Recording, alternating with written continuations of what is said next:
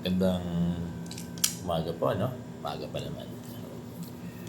So, alam ko po marami ang nakapanood nung Kapuso Mo Jessica Soho, no, na in-air sa GMA7 kagabi. At marami.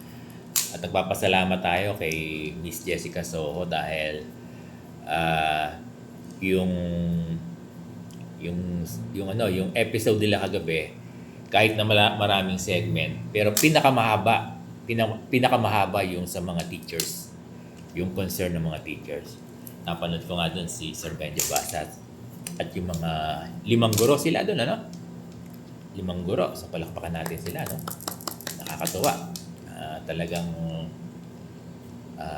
Talagang pinaglaban nila, no? Kasi maraming guro ang hindi lang hindi lang 5. Sa database ng Kapuso Mo Jessica Soho, 100 kasi yung na-receive nilang mga complaint letter. Pero kinonfirm naman doon parang Sir Benjo, sabi niya, di ba, 75% ng mga guro. More than 500,000 ang sinasabi natin na garnish at nakasanla ang mga ATM. Ganyan ang sitwasyon. Di ba? Ngayon, ang tanong natin, matapos mapanood, palagay ko, napanood din to ng DepEd, napanood din ng DepEd Secretary, ano ang magiging tugon, aksyon ng DepEd doon sa realidad, sa sitwasyon ng mga guro?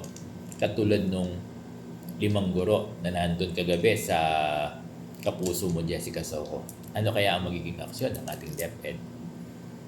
Kasi wala namang ibang tutulong dyan kundi yung ahensya natin. Kasi employer natin ang DepEd, di ba?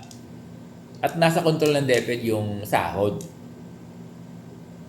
Pwede ko pong sabihin ganun kasi nga, ang sinasabi natin, baka po pwedeng wag na muna lang i-apply sa mga garnish na guro, nakasanlang guro, yung ADA, Auto Debit Arrangement. Kasi yung Auto Debit Arrangement sa pagkakaunawa na Sir Bong, hindi naman ako nagmamagaling. Yan yung pinalit sa cashless, paperless, no? Kaya wala na tayong cheque, hindi na binibigay pumipila tayo ng cash, pumapasok na lang lahat yan sa ATM.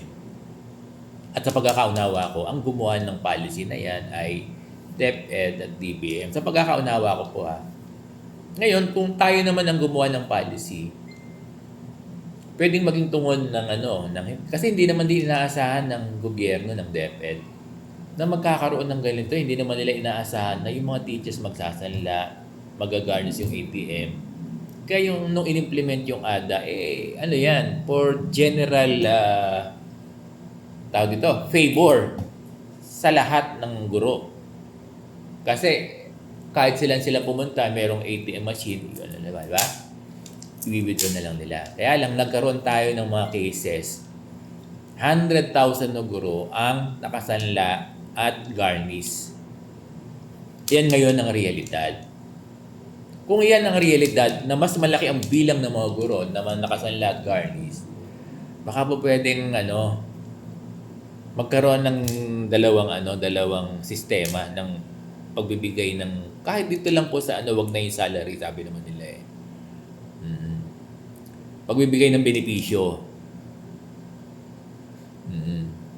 Yung mga benepisyo katulad ng mid-year bonus, clothing, chalk allowance, PBB, SRI, baka po pwedeng sa sistema natin ay wag nang i-apply yung ADA sa mga gurong garnish at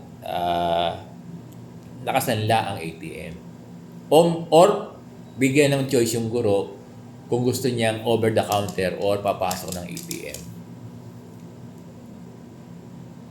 Kasi walang ibang makakatulong kundi yung ahensya at siyempre yung guro na sumasahod. Kaya lang po, yung sinasahod niya, sabihin, yung pumapasok na pera as salary and benefits, hindi naman niya nakukuha. Anong nangyari? May pamilya yung si Ma'am Mace, bagitin ko na. Diba? Walang pumapasok. Yung asawa niya, parang may sakit. So, ganun po, Ganun Sana hindi lang napanood ng ating ahensya, sana po ay magkaroon ng aksyon yung ating ahensya. Sana po yung ating Deputy Secretary ay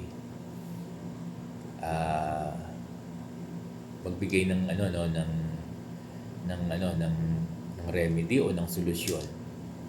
Kung hindi naman lahat talaga hinihingi ng guro yung salary ay maiwan doon sa ATM pambayad doon sa pinagkautangan. Kasi yun naman ang usapan. Yung salary. Ang sinanla naman po nila talaga ay salary. Yun ang sinanla nila. Hindi nila sinanla yung ibang benepisyo nila. So sana po ay napapakinggan tayo ng ating DepEd, ng ating Deputy Secretary na baka po pwede na bilang unang tugon yung unang na i-apply yung over the counter. Baka po pwede itong major bonus ay ibigay na ng over the counter sa mga nakasanla na ATM at saka garnish na ATM para po matulungan kasi kapag nagkaroon ng ganyang sistema sa pagbibigay ng salary at benepisyo ng guro, ang dami matutulungan, mas marami ang matutulungan na guro. Kaya nakikiusap tayo, no? So, magandang umaga po sa inyo lahat. Maraming salamat po.